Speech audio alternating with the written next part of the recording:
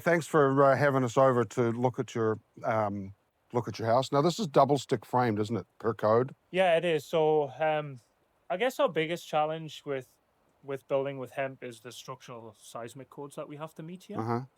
Um, so we looked at single stick in the center of the wall, Uh-huh. and really they just they could kind of make that work, but they couldn't make the envelope work. So that's our second biggest challenge here. We get this sort of weather a lot.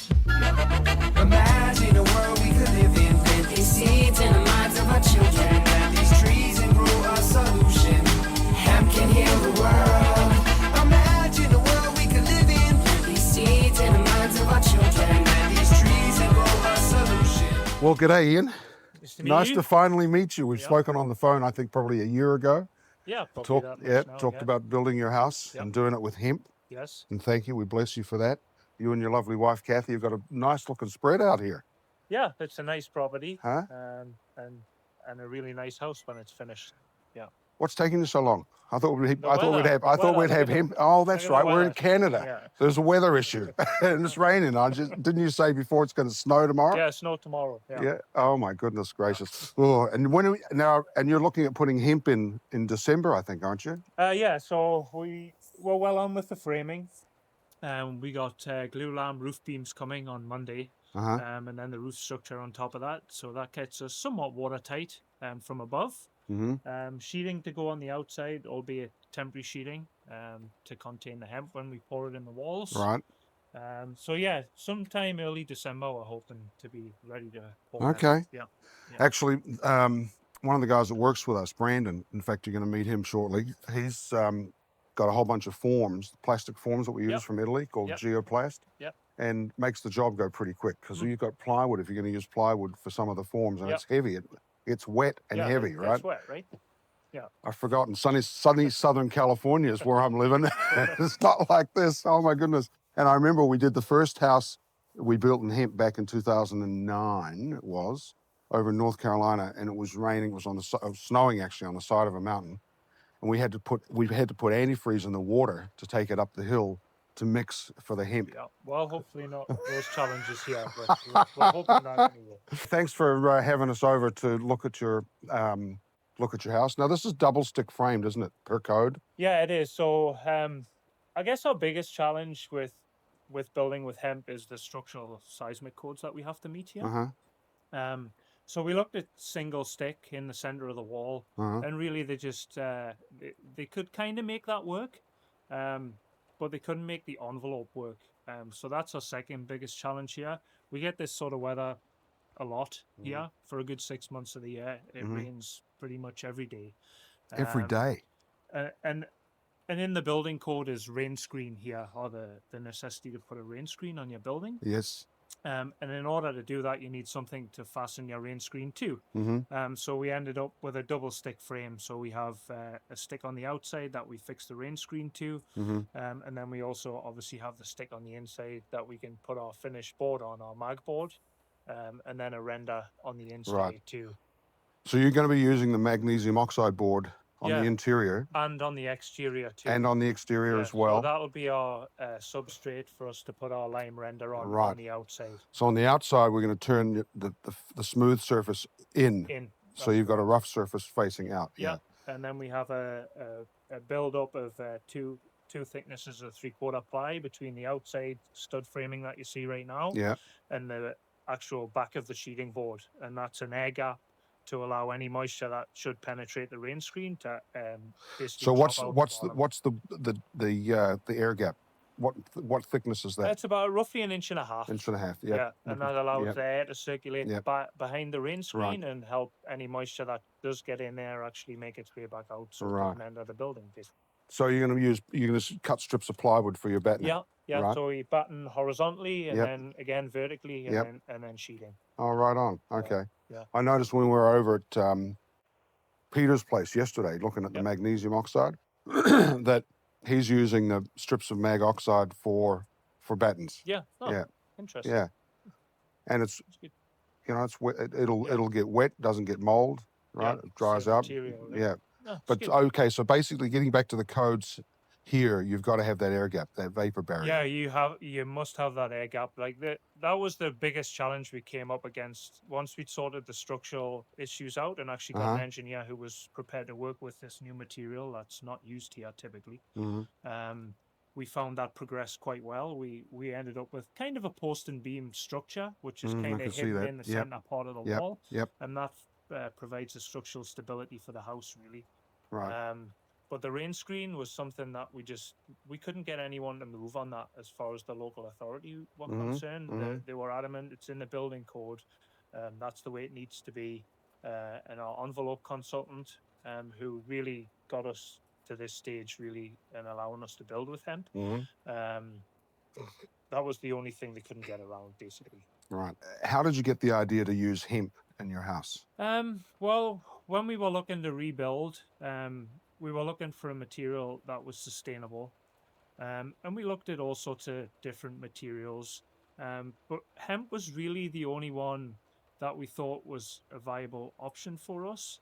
When we looked at the other types of material that are on the market, specifically insulation, we couldn't find a material that didn't have flame retardants in it. It wasn't kind of a byproduct of the petrochemical industry, which a lot of the insulation materials are these days. So as far as the toxicity levels in the house, which was really what drove us to hemp, it's a clean material. It will be readily available, I'm hoping, in the future. This is the ideal climate to grow it. Like, you can grow hemp in the Fraser Valley. It's an ideal climate. It grows very quickly. And when the house is done at the end of its life, it breaks down and goes back into the ground. Like, what more sustainable product could you be looking for, really? I think that we should put this guy on a commercial for hemp. That was great, actually. So we're going to go take a look at the house in the rain. Yeah, in the lovely weather that we're having today. Oh my God! You were saying earlier it rains about 6 months of the year here. Yeah, pretty much. Yeah. Huh? Yeah, it's good for farming. I bet your hemp would grow well here too, huh? Yeah, it would. Whoa. It would grow really well. Yeah. Yeah. Oh golly. Well, let's take a look at this beautiful double stick frame home you're building. Yeah, for my youngest daughter, again, with a little loft space above where she's going to pop on bed.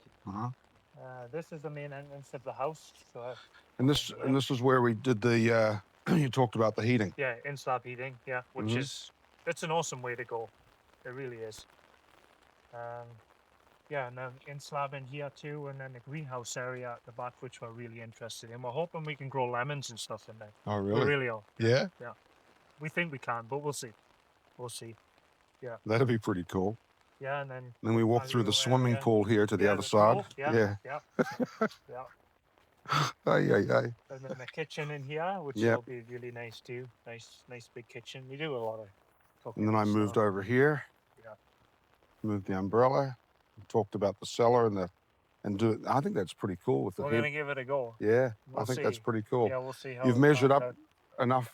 Yeah. You've measured up for the material? Okay. Yeah. How many bags did we figure out you needed?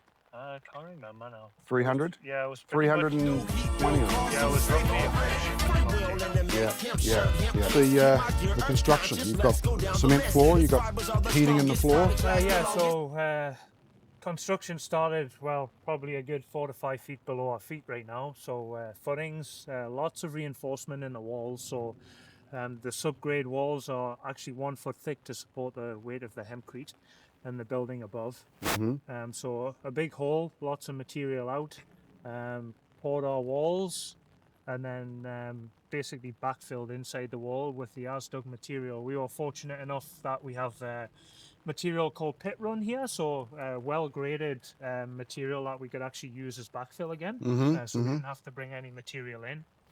And then poured the concrete floor that you see. The red pipes to your right there, that is our in-slab heating system. So we ran heating pipe in the slab.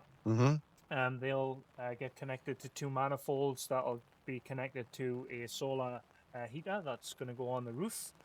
So we'll heat our hot water for domestic use and also for the in-slab heating. And when that Nice. doesn't keep up, so when the weather's kind of like today and we don't have much Which is like solar, 6 months of the yeah, year. pretty much 6 months of the year. We have a gas boiler that'll actually heat the Okay. house too. All right. Are you going to have solar on the roof? Yeah, the plan is to put solar in, maybe on a separate building actually. Oh, okay. This is not really the ideal site for solar because of the tree coverage. Yes, yes. So maybe it's a separate building to one side, which is it'll come later this year. As far as the structure goes, it's a relatively small house by Canadian standards. This is our main living space. We have what we call a solarium at the front. Yes. So it's all glass along the front elevation that faces south. So this will heat up in the winter and allow the heat to come into the house. In the summer, we have a set of doors here, so we can actually close the doors and keep the heat out of the house, so the house stays cool in the summer. A little dining area at the far side with some nice glass doors. So this elevation is pretty much all glass, and it faces west and gets the sun in the evening. So not the real heat of the sun during the day, but it'll allow us to take advantage of some heat in the afternoon. Nice. And then over this side is our kitchen. So long. And the swimming pool in the living room. Yeah, and swimming pool in the living room. Well, maybe it's in the basement right now. Maybe. So yeah, kitchen here, and then we have an area what we call a pantry back in the UK, which is where we store vegetables and stuff. All right. Like that. Yep. Yeah. Sorry, I got to hold the umbrella over you as that's well. So good. And then at the back there, we actually have a fridge. So that whole room at the back is actually encased in hempcrete. And we're going to try and see what temperature we can hold in there without any artificial means. Nice. So we'll see how that So works. is that going to be the wine Yeah, cellar that's as where the well? wine's going, right? Perfect. And then we have a root cellar below. So we have a concrete structure that goes down probably 7 feet at the back of the house. Yes. And that's going to be our root cellar, so we can store vegetables and stuff during the winter. Earthen floor, no concrete floor. And Nice. that'll keep a nice even temperature through the winter months for us and allow us to keep some of the produce we grow here.